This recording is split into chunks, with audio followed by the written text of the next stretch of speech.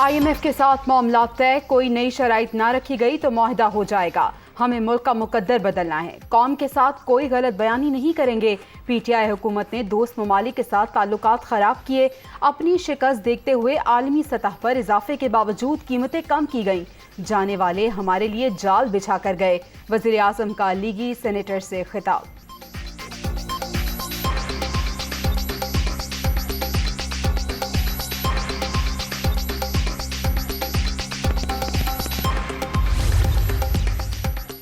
Disinformation मौजूदा दौर का सबसे बड़ा मसला। पाकिस्तान ने दोस्त ममालिक के साथ मिलकर इकदाम किए।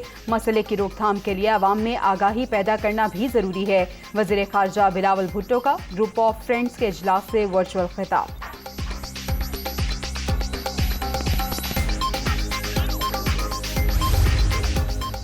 और आवाम की सहूलत के लिए पंजाब हुकूमत का बड़ा इकदाम, 11 टोल प्लाजे खत्म करने का फैसला। काबीना ने मंजूरी दे दी। गंदम रिलीज की पॉलिसी में भी तौसी। पुलिस के लिए ऑपरेशनल गाड़ियां खरीदने के फैसले की तौसी। वज़ीर आला हमजा शहबाज के ज़ेर सदारत इजलास में 11 नुकाती एजेंडे पर गौर।